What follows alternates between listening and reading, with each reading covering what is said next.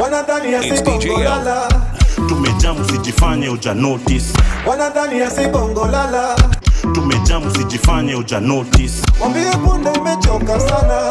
Tumejamu sijifanye uja notice. Wambie punde imechoka sana. Tumejamu sijifanye uja notice. Get ready, get ready, get ready, get ready, get ready, get ready, get ready. I want to tell Kenyans why these two offices are very critical and very important at this juncture we are as a country. The Auditor General's Office and Controller of Budget. Controller of Budget headed by Margaret Nyakango and Auditor General headed by Nancy Gathungu. We celebrated these two ladies last month and we said they are magnificent duo. Why? Because anytime you see us here talking about corruption, giving you evidence of how your money has been stolen and maybe stashed abroad, the people who do the job of unearthing the rot in this regime are these two ladies. And that's why Kenyans have been celebrating them. The Auditor General and the Controller of Budget. Because the Controller of Budget is to make sure that before the funds are being used, she makes sure that these funds they are being used in the right way, what they were meant to be used for. They are being withdrawn. They are being withdrawn to be used for the purpose that they were meant to be used for. But money can be withdrawn and again, wasema maybe za kujenga shule, but they end up in people's pocket. That's where the Auditor General comes in and I make sure that he audits. Mulisema pesa muka withdraw ni za kujenga shule. Now we audit the entire funds. Mulifanyia nini? Akisema kuna makosa, anasema maybe there is a variance of 2 billion. Tunajua hizo billion zimeenda kwa mifuko ya watu. As a country, we should not be clapping for corruption kusema ni mbaya when it's done by another person of another tribe. Now because Nancy Gathungu has been exposing Ruto venye amekuwa akiiba pesa. Now Ruto is so bad and we agree amekuwa expose. But now when Nancy Gathungu comes and maybe tells one of the counties in Mlima Kenya, the same Auditor General, that hapa kuna pesa ambazo zimepotea. Yani as a community, unaona watu wengine wakisema ati yo tunamalizwa kwa sababu huyo governor amekataa kujoin Ruto. What kind of trash and nonsense is that? And you know, readers are very happy when they see you have taken that line. Because hata Ruto anajua sasa, akiona watu wa Mlima Kenya wameanza kusema because Nancy Gathungu amesema one of their governors should answer to charges of irregularities in procurement and billions of money, watu wa Mlima Kenya wanaanza kusema huyu asiguzwe, huyo ni mtu wetu, tunamalizwa kama jamii. Ruto is so happy because he knows the people of Rift Valley are taking notes.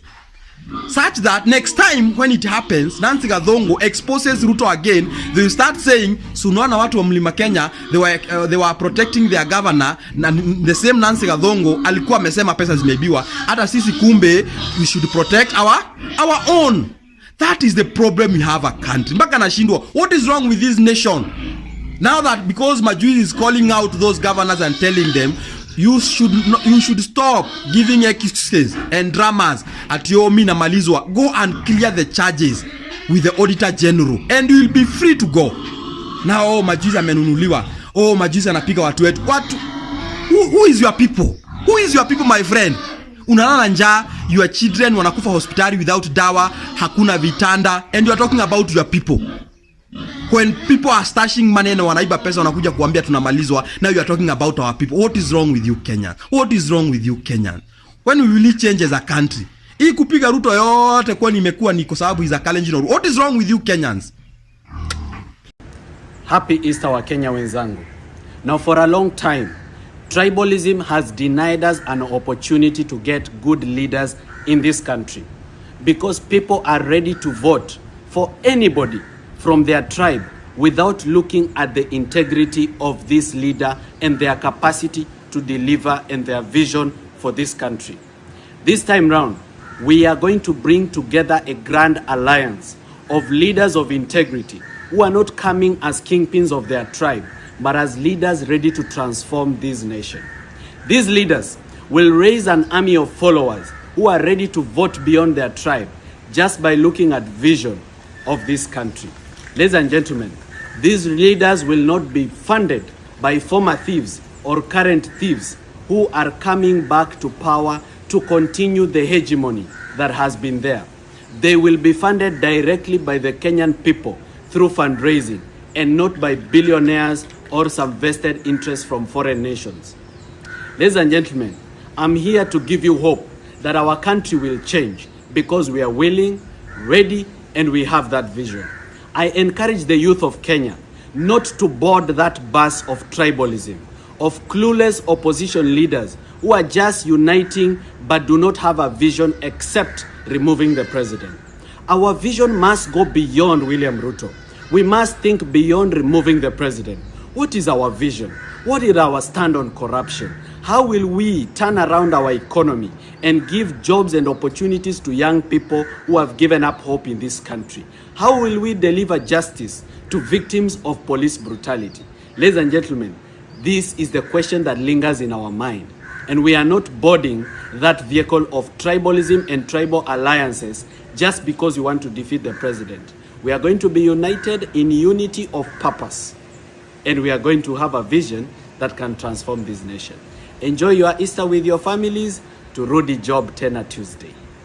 When our parliament threatens to shut down because they have not been given NGCDF, I'm wondering of all the issues they would choose as grounds enough to shut down parliament. They couldn't pick the billions of money that have been siphoned to Swiss accounts to address. They couldn't pick the audacious debt that Okiya Mtata he has petitioned the court about, and Ndindi Nyoro is talking about, in regards to illegal borrowing of debt by the previous regime and the current regime. They can't talk about that. They can't talk about the issues that residents of Nanyuki are bringing about in regards to how Batuk continues to colonize them. Our colonial masters are colonizing our citizens illegally in this country, and that cannot be a discussion in the House.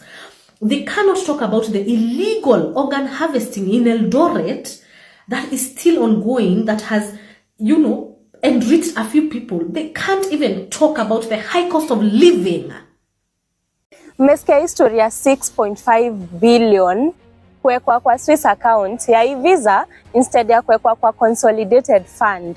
Wacha nikueleze mahali ngori iko. But hata before tufike hapo, tumekuvisualizea vile 1 billion inatoshana. Ndo tukiongelelea mambo za 6.5 billion, uko na idea ya vile hido inatoshana.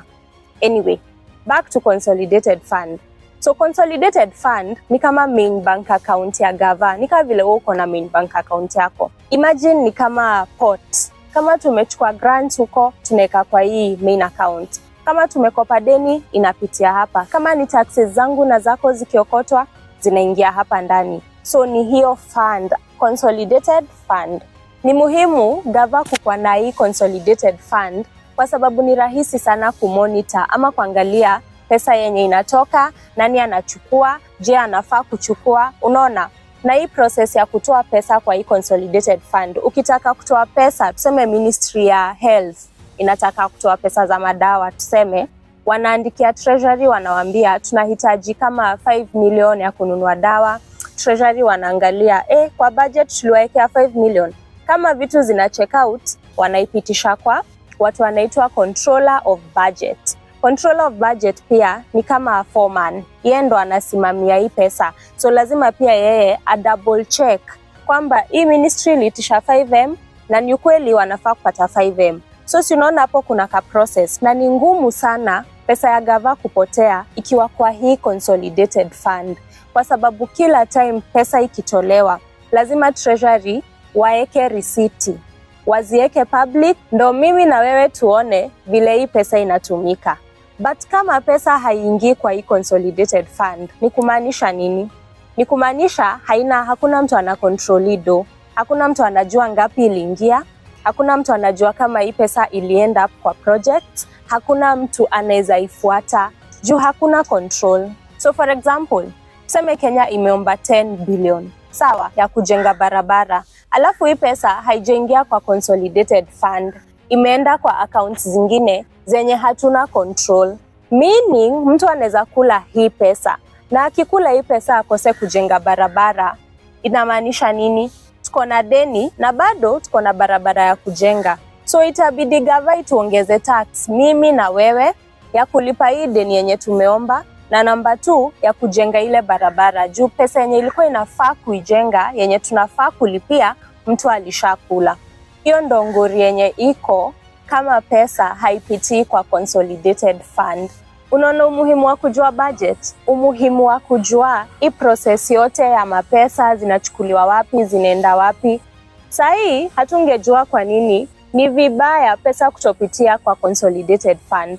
Sasa tumeachwa wapi? 6.5 billion imekolektiwa kutoka Visa, hatujui inaenda wapi, hatujui inatumika kufanya nini, na at the end of the day haitusaidii. Niaje, ni Oliver hapa tena na Wednesday Banter. Ushajiuliza kwa nini tukisikia mamilioni ya pesa ama mabilioni ya pesa imepotea huwa hatushtuki sana? Lakini initially utakasirika, ujamsema nini wanafanya, but after a while story imeisha, alafu until the next one happens and then eventually hakuna kitu happen. Niko na theory mbili as to why that happens. Ya kwanza ni I don't think Wakenya wengi, ukiangalia venye Kenya inatoshana, wameshika more than 10k. Ni correct kama uko na data, but I don't think Wakenya wengi wameshika more than 10k hivi pamoja, wachana hata na M-Pesa, like hivi cash pamoja. If you're fortunate enough umeshika 50,000, if you're fortunate kabisa umeshika 100,000, and that, I'm talking about the majority of Kenyans. Wale wengi hatuna imagination ya vile 500 G zinatoshana, 1 million, 50 million, wachana hata na sasa 1 billion. Na so juu hatuelewi hiyo pesa inatoshana aje, ni ngumu ku-relate nayo, ni ngumu kujua, ni ngumu kuimagine, hiyo pesa ni mingi. So I think that's one of the reasons kwa nini hizo pesa zikipotea huwa hatu connect nayo, ni jua tujui hiyo kitu ni nini. We have no idea what 1 billion or 1 million is. Then number 2, ni juu hatuonangi venye hiyo pesa inatuhusu direct. Unaona kaka punch, hii punch nikilipwa leo juu nimetoka mboka niende nayo mtaani, ninajua hii punch itanibaia sukuma, itanibaia unga, itanibaia mafuta na vitu zangu na maybe transport, si ndio? So in case mtu ajaribu kuja kuninyang'anya hii, nitaidefend na nitaishikilia. The problem with hizi mapesa zetu asikianga zikipotea ni juu hatu feel ni kama ni pesa yetu, huwa inafinika ni pesa ya mtu mwingine, na huko ni ya wale hatujuangi ni kina nani ya batini yao. We have to remember inakuwa gado yetu, ni ushuru wenye wewe utalipa, ni hiyo 16%, ni hiyo sijui ukinunua gari, hiyo pesa VAT sijui nini, hizo mafuta zote zikaanjwa na kujanga kuitisha, hiyo ndio do yako yenye inapoteanga. So my urge to you today is this: protect do yako. Mali do yako iko, hata wewe kuwa hapo, protect do yako. Na ndio ucheki venye do inatoshana. Tukiwa na timu yangu tuliunda campaign fulani inaitwa 1 billion to TU. Ela ucheki hapo kwa mtandao uweze kuona hii pesa first of all in terms of kuimagine inatoshana aje, na ndio uweze kujua inaweza kusaidia nini na ingekuwa imekufanyia nini by now kama hizi zenye tunasikia zimepotea zingekuwa zinatumika vile inafaa. Okiya Omtata has given a breakdown of the Odious debt, and the signals you are getting from the treasury is such that they want to renegotiate for the loan repayment because default is on the horizon. Now, it is important to know that as it is today, Ruto borrows 2.5 billion per day for recurrent expenditure, not development. And this is contrary to the Constitution. The Constitution does not give him permission to borrow for use day to day. Number 2, they changed the law in 2014 to allow them to open foreign accounts where they are transferring money. To date, there are money that is borrowed and never reaches this country. Do you know the worst thing that is happening in our country is that the leaders we have are crooks, are robbers, are thieves. Yani, any small business that is happening in this country, any big business that is happening in this country, any major project that is happening in this country, the government people from the top to the bottom are involved in such dealings. Whatever is happening in KK government right now is deals, nothing else. And I wish every one of you will get a glimpse of exactly what these government people are doing. Any tender they float, they must present their companies. Any government serious project that is happening, they must have their hands there. So a quick analysis on how the government of Kenya has done so far in this year, and especially in the month of January. The head of state has launched a transformer. The second in command has launched a tarmac sprayed road, and I hear he's going to launch some pit latrines somewhere, allegedly. We've also seen members of parliament recant their glorious songs that they sang about She and Sha last year after spending 106 billion Kenya shillings on a system. All of a sudden they've realized, oops, it's not working. Let's have this conversation. We've seen cabinet ministers go live on television to tell us that the other regimes also abducted and killed Kenyans, so why should they not also do the same? The cabinet minister of treasury, of course, has also said that Kenyans are lamenting for nothing and they are not overtaxed. Every person in government literally who touches a microphone always responds to Wamunyoro, even though they say he's inconsequential. So test something is still there in 2025. Zero confidence in this government, and Kenyans are lamenting for nothing and they are doing well.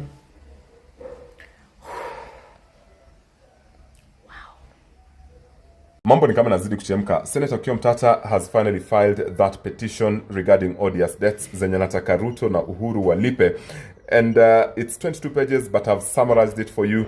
So let's dive in. Odious debts basically ni debts zenye zilikuwa borrowed by the government outside the legal framework na pia zenye hazikuwa used for public benefit. Now, the total odious debt identified in 13.1 trillion shillings, including unlawfully borrowed money, overpayments on legitimate loans, and a discrepancy between National Treasury and Central Bank records. Kwa hivyo nasema ile debt yenye inasemekana na National Treasury ukikompare na Central Bank kidogo mambo haingiliani. Now, what are some of the examples? Examples ni kama the Eurobond loans over 1.1 trillion, which was allegedly borrowed without parliamentary approval and not tied to any development project. And then pia kuna 2024 Eurobond union last year, 208 billion, which was used to repay another loan. But Okiya Omtata argues that this is illegal under Kenyan law. Now, legal violations cited. First of all, anasema borrowings not tied to development as required under Public Finance Management Act. Also, uses of loans for recurrent expenditure and rollovers of illegal debt. Pia anasema that is illegal. Na anasema over 6.9 trillion was borrowed outside parliamentary approvals from 2014 to 2025. Kwa hivyo parliament haikuapprove hizi. Now let's go to the specific allegations. Number one, anasema former President Uhuru Kenyatta borrowed 6.6 trillion, of which, listen to this, 4.6 trillion is deemed odious. Alafu anasema President William Ruto accused of borrowing 3.1 trillion shillings, of which 2.25 trillion has been classified as odious within just 2.5 years. So what are some of the consequences of, borrowing these odious debts? First of all, public debt repayments consume up to 86% of annual tax revenues. Yani, tunatumia 86% of zile tax tumecollect kulipa hizi deni zenye zingine hazileweki. Taxpayers have paid 3.6 trillion more than what was borrowed due to interest and mismanagement. And number three, money that could have, listen to this, interesting, money that could have financed 35 standard gauge railways is unaccounted for. So what are some of the reliefs that Okiya Omtata and the four other petitioners wanataka, or rather ni nini anataka koti ifanye? First of all, anataka koti declare that odious debts are illegal and non-repayable. Also, anasema former presidents, ministers and oversight officials to refund illegal loans. Also, ban on future borrowing without parliamentary approval, and nullification of PFMA amendments that facilitated illegal borrowing. That is public financial management, all that. And then holding IMF accountable for illegal loans. So today, I saw former budget chair, Dede Nyoro, becoming clever so suddenly that he now knows where the issues of our economy are. And he was talking about debt. This is the gospel that a guy called Jimmy Wanjigi has been singing. That ata muruke juu, murudi chini. Shida ya Kenya si hizi vitu zote, sijui mnaita bottom up, sijui kustop corruption, sijui governance, ngengengenge. Anasema shida ya Kenya ni hii mambo na odious debt. shida ya Kenya ni hii debt na haitaisha. When I saw Bandi saying that the earliest Kenya inaweza stabilize ni 2036, I knew maybe this guy Jimmy has been saying something. Sasa nimeona watu, I saw a guy called Edgar Obare saying watu angalie hii debt. Nimeona watu wengi wakianza kusema wacheni tuchunguze hii debt. Sasa Dede Nyoro has become clever so suddenly, and he has become now a disciple of what Jimmy Wanjigi has been saying. When Jimmy Wanjigi started saying about these debt issues, my friend, people rubbished him. Wakamwambia hakuna kitu anajua, sijui ni cartel, sijui amenyimwa tender, a lot of things. But anytime Jimmy Wanjigi comes out to speak, when aliongea tu siku ya uhuru, my friend, kwake kulikuwa kumetumwa jeshi. Sijui ako na weapons. That during Uhuru's time. Now ameongea after Genz movement happened. My friend, kwake kulitumwa jeshi. Hata alilala ndani. After talking, just to talk something. Anaenda tu anaongea kidogo and people realize. The other day they were in, when Mother Karua was launching the party, People's Liberation Party or something. And Jimmy told these people the same thing. He told them, you people, kutoa Ruto is just part of the problem. We have a bigger problem. And that's why I even myself, I keep telling you, we will take Ruto home. That is guarantee. But a person who will come after Ruto, if you are not careful to understand where the problem is, my friend, hata mwaka moja haitaisha. Utakuwa umetolewa. Because the issue of Kenya, nilikuwa fixing the nation. Nikamwambia shida ya Kenya, hii country ni kama gari imekoma kwa matope. Na imeshika chini na diff. Unasikiaga diff. Hata msukume mfanye nini. Mnaweza haribu tu bumpers mkisukuma. Haiwezi enda. Mpaka mjue exactly shida iko wapi. And I have seen them, they started saying, oh, na anapeana parables. Oh, sijui, Shiko owns you debt, 18,000, sijui 12,000, sijui 10,000, sijui unaanza kulipa wapi, sijui Kenya inabaki na pesa ngapi. Debt. We all go back to what Jimmy Wanjigi has been saying on this debt issue. We are all going back there. Hapo inakaa ndio shida iko. Because kama Dede ametoka na ameanza kuongea hizo issues, already kumbe anajua hapo ndio shida iko. You like me, why them a fight me. You like me, chewing a bone with a bite.